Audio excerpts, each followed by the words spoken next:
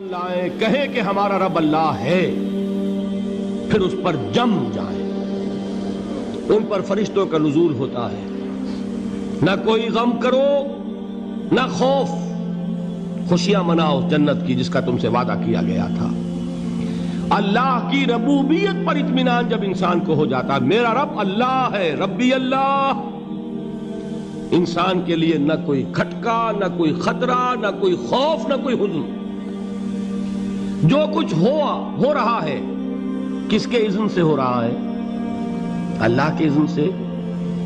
اللہ کے اذن کے بغیر پتا تک نہیں ہلتا۔ یہ کوئی اندھا بہرا مادہ نہیں ہے جس سے مجھے کوئی خوف ہو۔ اندھا بھینسا چلا آ رہا ہو اس سے تو ڈرنے کا ہر انسان کو ڈرنا چاہیے، نہ معلوم کس کو ٹکر مار دے۔ لیکن نہیں، اس کائنات کو چلانے والا ایک سمیع و بصیر خدا ہے، وہ جو میرا دوست ہے، میرا ولی ہے۔ اللہ ولی الذین آمنوا یخرجہم من الظلمات الی النور۔ اللہ اہل ایمان کا ولی ہے، ساتھی ہے، پشت پناہ ہے، مددگار ہے، حمایتی ہے۔ بتائیے جسے یقین ہو جائے کہ اللہ میرا مددگار، اللہ میرا محافظ، اللہ میرا پشت پناہ، اللہ میرا حمایتی، اس کے لیے کوئی خوف ہوگا؟ اس سے کوئی ڈر ہوگا؟ میں مثال دیا کرتا ہوں ایک بہت سادہ پنجاب کے دیہات کی۔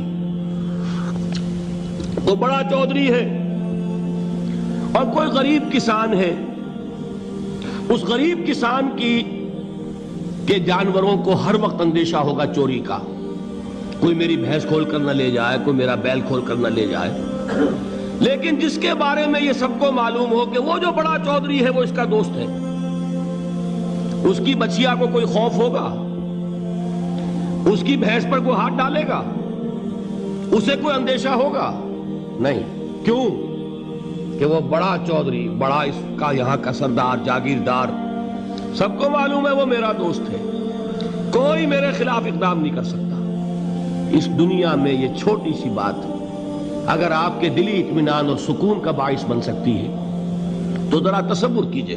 میں لفظ تصور استعمال کروں گا صرف اس لیے کہ اس کا ہم جس کو کہتے ہیں ادراک اور شعور کر نہیں سکتے، اگر کے ساتھ کر سکتے۔ اگر یقین ہو کہ اللہ میرا مددگار اور یقین ہو کہ اللہ ہر آن میرے ساتھ ہے، پھر کوئی خوف؟ کس کا خوف؟ کوئی شے اللہ سے بالاتر ہے؟ کوئی قوت اس سے زیادہ طاقتور ہے؟ کوئی اس کے ارادے کو بدلنے والا ہے؟ کوئی اس کی مشیت کے آڑے آنے والا ہے؟ یہی بات ہے جو حضور نے فرمائی۔ یہ ایمان کا حاصل ہے لب لباب، کہ دیکھو اچھی طرح اس بات کو ذہن نشین کر لو، اگر تمام انسان مل کر تمہیں کوئی نقصان پہنچانا چاہے نہیں پہنچا سکتے مگر جو کچھ اللہ نے لکھ دیا ہو، اور تمام انسان مل کر تمہیں کوئی نفع پہنچانا چاہے نہیں پہنچا سکتے مگر وہ شے جو اللہ نے طے کر دی۔ آپ پھر میں کہوں گا ذرا طاری کیجئے، اسے فرض کیجئے، اسے سوچئے۔ اگر اس حدیث پر ہمارا دل ٹھکا ہوا ہو تو کسی سے ڈر ہوگا؟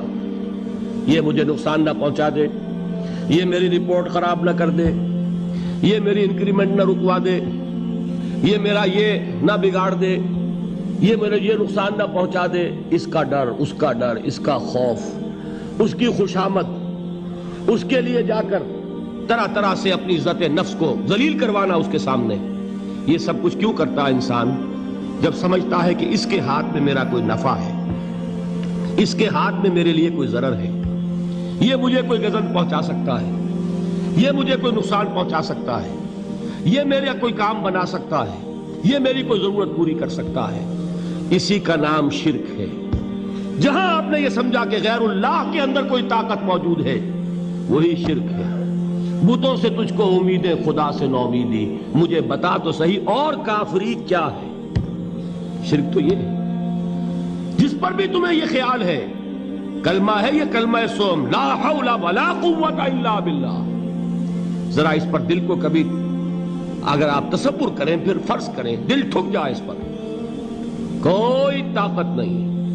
یہی بات تھی جو شیخ عبد القادر جیلانی رحمۃ اللہ علیہ نے اپنی وصیت میں اپنے بچے سے کہی. 11ویں دینے والے ہیں، لیکن حضرت شیخ عبد القادر جیلانی کی وصیت اور تعلیمات کو کتنے لوگ ہیں تم جانتے ہو؟ یہ جن مقامات تک پہنچے ہیں وہ کس چیز کی بدولت پہنچے ہیں؟ انہوں نے جو پیغام دیا وہ کیا تھا؟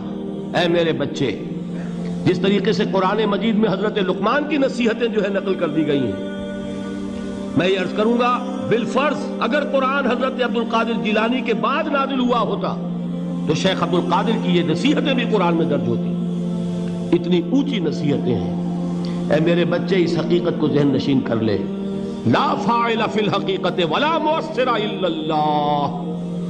اس کائنات میں نہ کوئی فاعل حقیقی ہے نہ مؤثر حقیقی ہے سوائے اللہ کے. کسی شے میں کوئی تاثیر نہیں اگر اللہ نہ چاہے. آگ جلا نہیں سکتی اگر اللہ نہ چاہے. پانی ڈبو نہیں سکتا اگر اللہ نہ چاہے. زہر ہلاک نہیں کر سکتا اگر اللہ نہ چاہے. کوئی چیز فائدہ نہیں پہنچا سکتی اگر اللہ نہ چاہے. تو در در پہ کیوں سر جھکاتے ہو؟ در در پر کیوں جبیں سائی کرتے ہو؟ سب کے سامنے کیوں ہاتھ پھیلاتے ہو؟ ایک اللہ سے مانگو. ایک اللہ کے سامنے زمین پر اپنی جبین رکھو.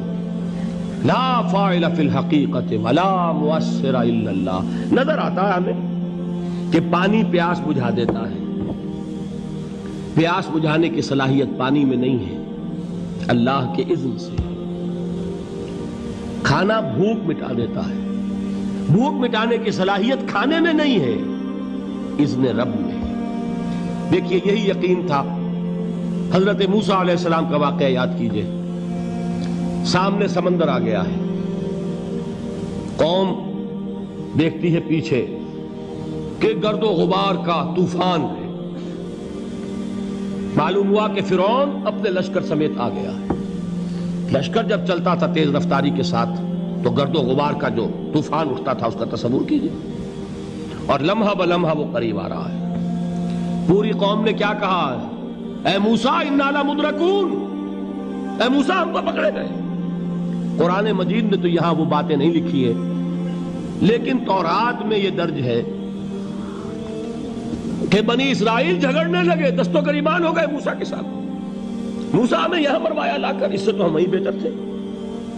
وہاں کھانے کو ملتا تھا، زندگی تو تھی، بیگار ہم کر رہے تھے، موت تو نہیں تھی. اب جو کچھ ہوگا اس کا تصور کرو، جس طریقے سے ہمارے ٹکڑے اڑائے جائیں گے. تو لڑ رہے ہیں حضرت موسیٰ علیہ السلام سے. یہ تورات کی تفصیل ہے. قرآن میں صرف اتنا آیا ہے، پریشان ہو کر انہوں نے کہا انا لمدرکون. موسیٰ ہم تو پکڑے گئے.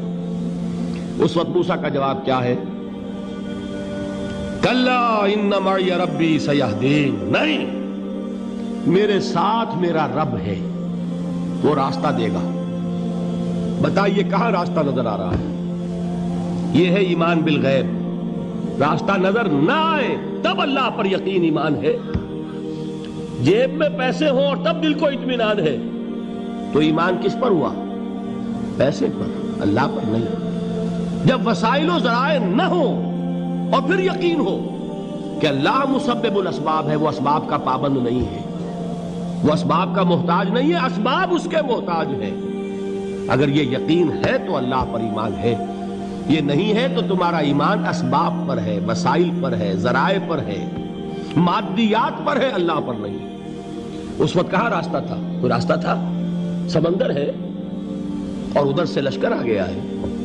کلا ان معی ربی سیہدین. اب دیکھیے ایمان کہہ دینا آسان ہے، ہوا معکم اینما کنتم. جہاں کہیں بھی تم ہوتے ہو اللہ تمہارے ساتھ ہوتا ہے.